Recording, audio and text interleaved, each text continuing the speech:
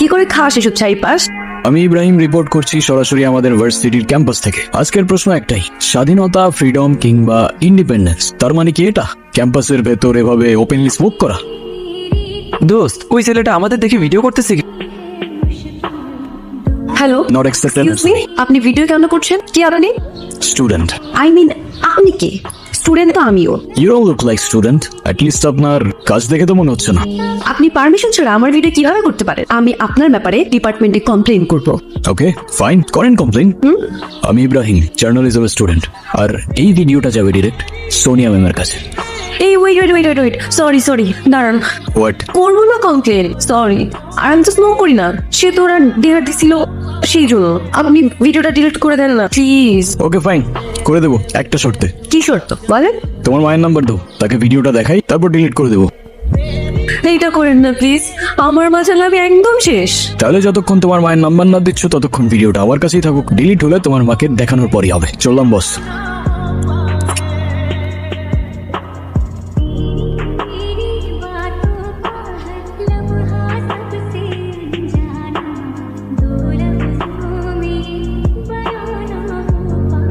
কি কি হয়েছে? মন খারাপ? এ কি, তুমি কাঁদছো কেন? আমি কাঁদলে আপনার কি? ওকে, কি? আপনি আমার মায়ের নাম্বার চেয়েছিলেন না? না, যা খুশি বলেন, ভিডিও দেখান, যা ইচ্ছা করেন। হ্যাঁ রে বল। হ্যালো আন্টি, আসসালামু আলাইকুম। ওয়ালাইকুম সালাম। আপনি কে? এটা তো আয়শার নাম্বার, ওর কিছু হয়নি তো? আরে না না আন্টি, ওর কিচ্ছু হয় নাই। আন্টি, আয়শার ব্যাপারে আপনাকে কিছু কথা বলার জন্য কল দিলাম। হ্যাঁ বলো। আন্টি, আপনার মেয়ে তো অসাধারণ একজন মানুষ। আমি ওর ক্যাম্পাসেরই ফ্রেন্ড। ক্যাম্পাসের সব টিচাররাই ওকে অনেক ভালোবাসে। ক্যাম্পাসে ওর মতো আরেকটা মেয়েও নেই। আমি ভাবলাম যে মেয়ে তো ভালো, তার মা না যেন কত ভালো মনের মানুষ। তাই ওকে বললাম আপনার সাথে একটু কথা বলার সুযোগ করে দিতে। ও মা, তাই নাকি? Thank you. তুমি তো খুব সুন্দর করে কথা বলো। শুনো, তুমি আয়শার সাথে আমাদের বাসায় আসবা, কিন্তু তোমার কিন্তু দাওয়াত রইল। ঠিক আছে আন্টি, আসবো ইনশাল্লাহ। ভালো থাকবেন আপনি। আল্লাহ হাফেজ। কথা বলো। হ্যাঁ মা। হ্যাঁ রে। ছেলেটা কি দেখতে কি অনেক সুন্দর, হ্যান্ডসাম নাকি খুব? কি মা, তুমি আবার কি শুরু করলা? আরে বল না। দূর মা, আমি এত কিছু বলতে পারবো না। আমার বাসায় আসতে সন্ধ্যা হবে, বাই। আপনি আমার মাকে কিছু বললেন না কেন? সে তো আমি এমনিও বলতাম না। তুমি তো লিটারালি কান্না করছিলে। আমি তো নিজেও বুঝতে পারিনি তুমি এতটা ভয় পেয়ে যাবে। তুমি তো জানো তুমি ভুল না, রাইট? তো তুমি নিজে যখন জানো তুমি রাইট, তোমায় যে যতই ব্ল্যাকমেইল করুক না কেন, দুনিয়ার কাউকে তোমার ভয় করার প্রয়োজন নেই। কি বুঝছো? হ্যাঁ, জি বুঝছি স্যার।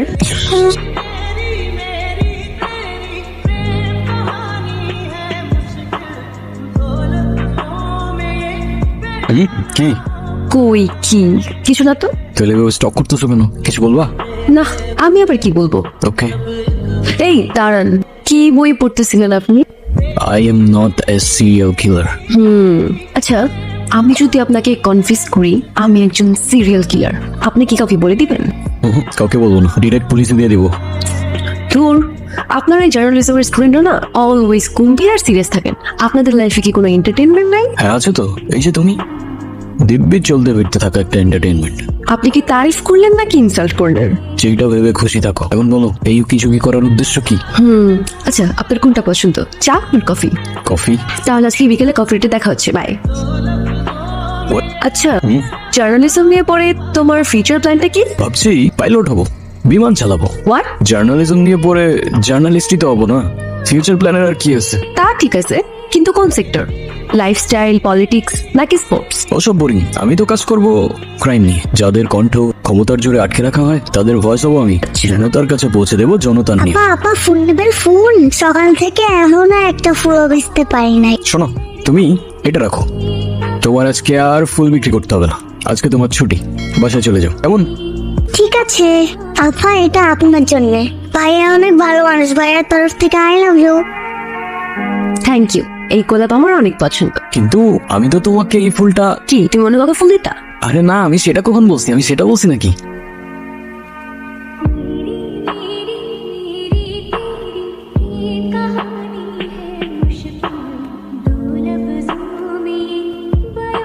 একদম 6টার 6টা বুলেট, একটাও মিস করে নাই।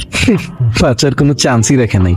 ময়লার স্তূপে গুলিবিদ্ধ লাশ, চারপাশে শুধু নীরবতা আর প্রশ্ন। তবে উত্তর নেই। উত্তর নেই তাদের কাছে, আপনার কাছে, কিংবা আমার কাছে। Happy birthday to you dear Nila. Babes ভয় পাচ্ছ কেন বেবস? আজকে না তোমার বার্থডে, আজকে তোমার বার্থডে আমরা সেলিব্রেশন করব, অনেক মজা হবে বুঝছো? এই কি সমস্যা, তোমরা শুধু এরকম করতেছো কেন? কি আবার করলাম আমরা তো জাস্ট ওর বার্থডে সেলিব্রেশন করতেছি। তুমি চাইলে আমাদের সাথে জয়েন করতে পারো। ইসলামী পাইছো? তোমরা এখান থেকে যাবা নাকি আমি ডিপার্টমেন্টে কমপ্লেইন করবো? ঠিক আছে চলে যাচ্ছি, তবে ছোট্ট একটা গেম খেলতে হবে। কি? এই পুরো পানির বোতলটা ওর মাথায় ঢালতে হবে। What the hell? Excuse me, hello hello, okay ছাড়া আবার কিসের সেলিব্রেশন হচ্ছে? তুই চাইলে তুইও কর। শিওর। শিট, কিরে কি হলো এটা? I guess the party is over. Get out, please. I say, get the fuck out of here. চল। ওর আর ক্লাস করার দরকার নেই আজকে। ওর গাড়িতে উঠাই দাও, আর তুমিও বাসায় চলে যাও, কেমন? ওকে। তুমি ওদের কিছু বলো না কেন? ওরা যা বলবে তাই করতে হবে নাকি? কিসের এত ভয় তোমার? চুপ করে আসো কেন? ওরা আমাকে এই ছবিগুলো দেখায় আর বলে ওদের কথা মতো কাজ না করলে আমার এই ছবিগুলো ভাইরাল করে দিবে। এইগুলো তো এই দিয়ে জেনারেট করা ছবি। আপু সেটা তো আমি জানি, কিন্তু আপু মানুষ তো এগুলো বিশ্বাস করবে না, মানুষ আমাকেই খারাপ ভাববে।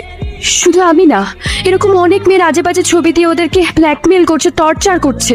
কলেজে যদি এসব জানাজানি হয় তাহলে আমি কলেজের মুখ দেখাতে পারবো না।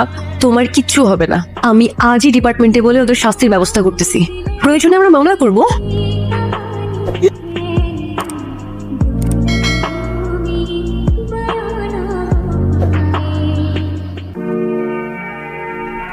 বছরের শুরুতেই সদ্য গ্রেপ্তার হওয়া এটা তোমাদের ইউনিভার্সিটি কেসটা? গতকাল রাতেই জেল থেকে পালিয়েছে।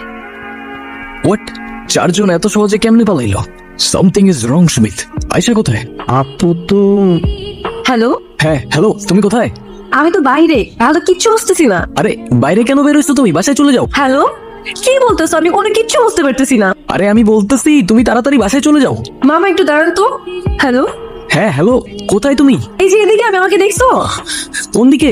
এই যে এদিকে তাকাও। আর এখানে আমি, এখানে।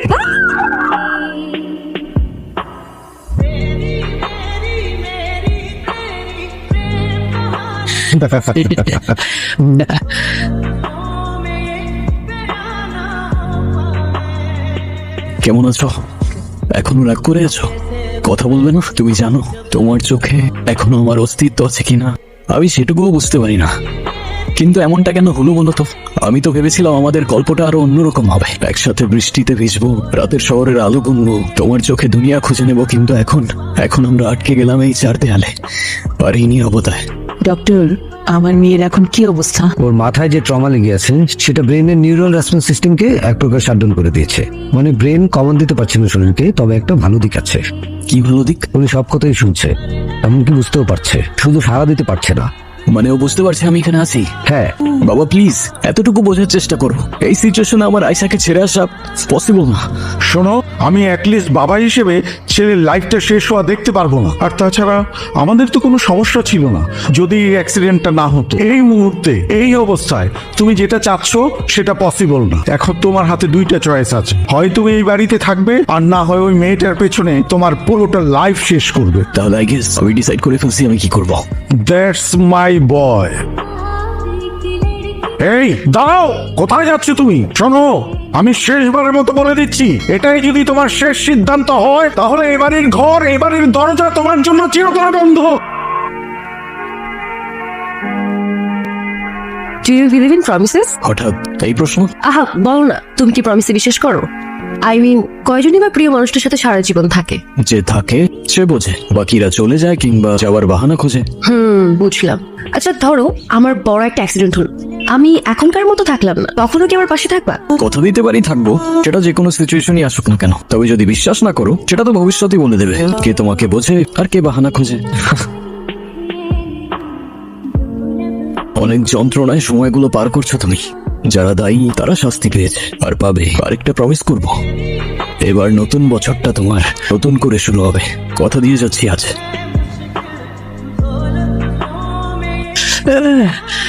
এই কে তুই?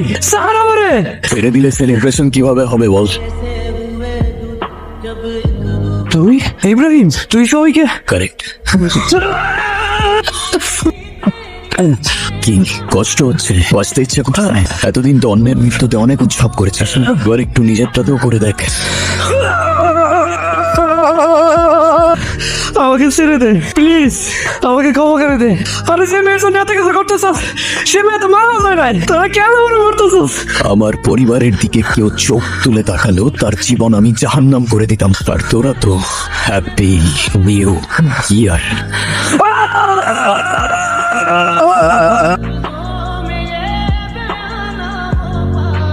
আপনার সাথে যে আরেকজন ছিল উনি কোথায়? ও ভাইয়া তো কাজ শেষ, তাই ভাইয়া ভ্যাকেশনে গেছে। যান। আয়শা, শুনতে পাচ্ছ? আমি জানি তুমি সব শুনতে পাচ্ছ। তোমার আর ভয় লাগছে না? না ভয় না কষ্ট, কোনো কিছুই তোমায় আর ছুতে পারবে না। আমি বলেছিলাম না তোমাকে, নতুন বছরটা নতুন করে শুরু হবে তোমার। নতুন একটা দুনিয়া শুরু হবে আমাদের, যেখানে শুধু তুমি আর আমি আর তুমি।